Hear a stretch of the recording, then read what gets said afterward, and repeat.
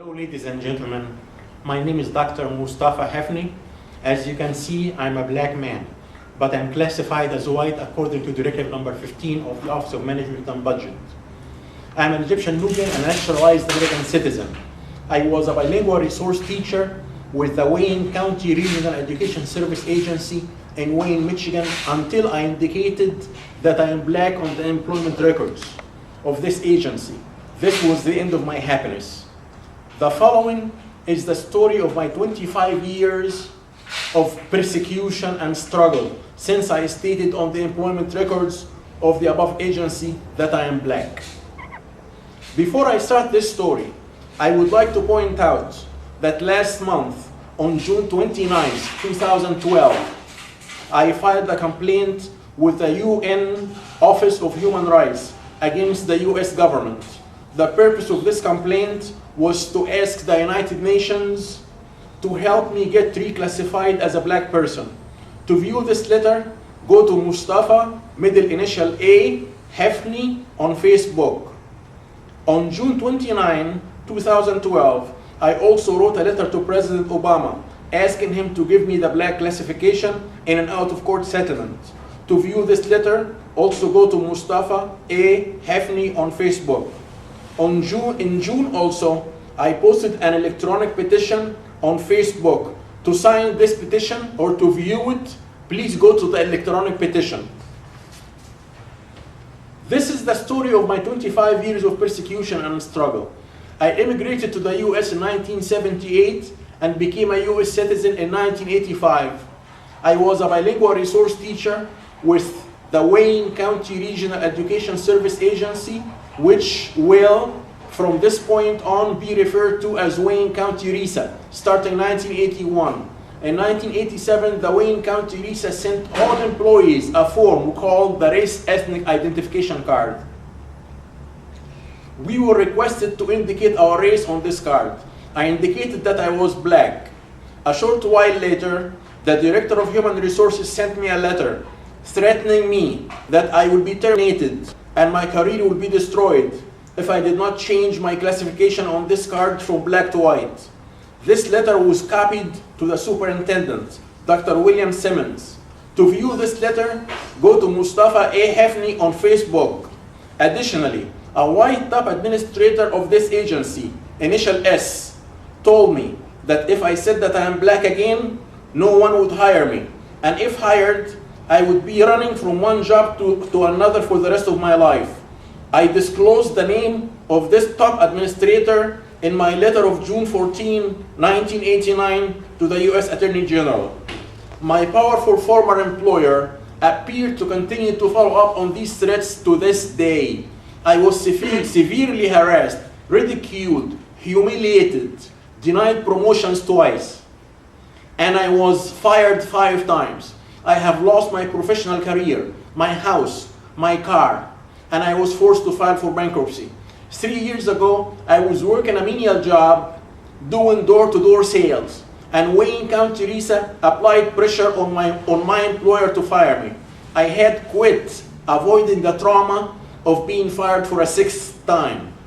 It's important to point out that even though Wayne County RESA provides support and consultant services to Wayne County, which is 30% black, the superintendent was white, his 4 associate superintendents were white, and 95% of the administrators and consultants were white. I filed 4 complaints with the teachers' union, but the union refused to file grievances, and the president of the union, who is white, was promoted to the position of Director of Labor Relations. I filed 2 EEOC discrimination charges, but my powerful former employer used its high-level connections to get them dismissed. Between 1989 and 1991, I filed 5 complaints with the US Attorney General, Mr. Richard Thornburg, but my powerful former employer used its high-level connections to block them so they were never investigated. I have 20 pages of information documenting the violations of my rights. When I wrote to the US Attorney General, I expected his office to write back to me, asking for my information and evidence. However, I never heard from his office and no investigation was conducted. In 1992, I filed a lawsuit against Wayne County RISA, but it was dismissed. In 1994, I filed another lawsuit against Wayne County RISA and it was settled out of court. In 1994, I resigned. In 1997, I filed a lawsuit against the US government requesting black classification and declaratory judgment that classifying me as white violates my constitutional and civil rights. I also asked for unspecified financial damages.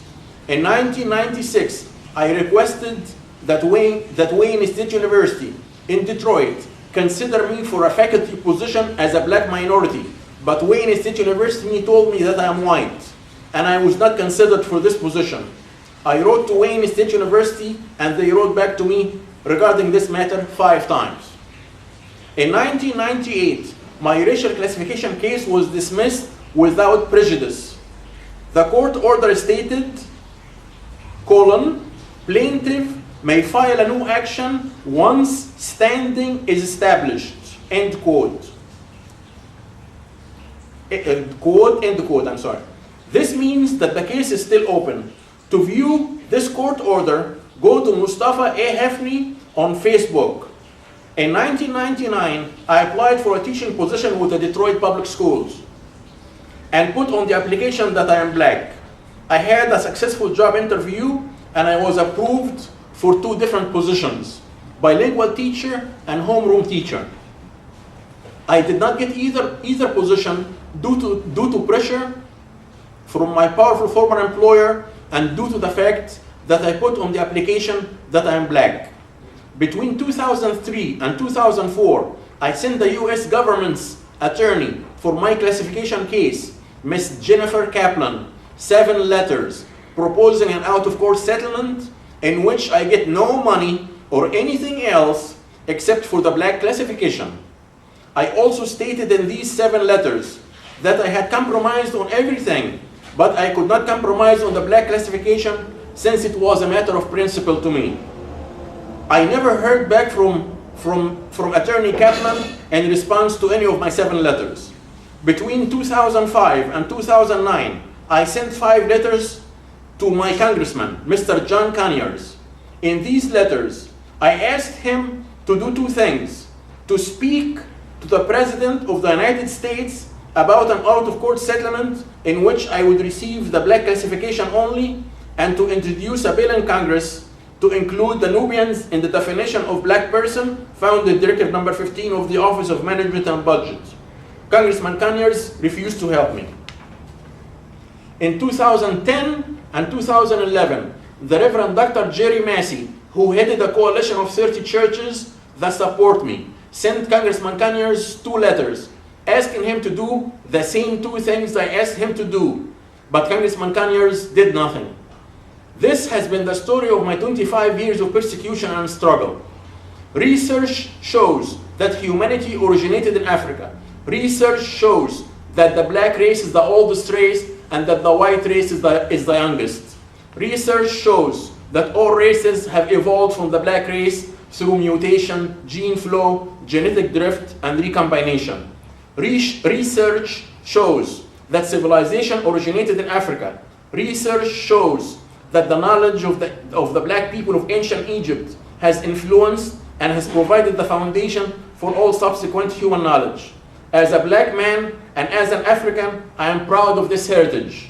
Classifying me as a white man takes away my black pride, my black heritage, and my strong black identity.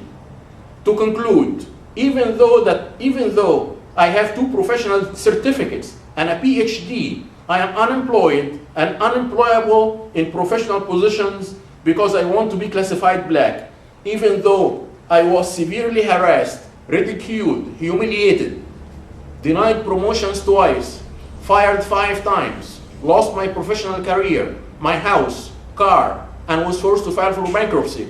I did not give up, and I will not give up, because this is a matter of principle to me. Thank you for listening.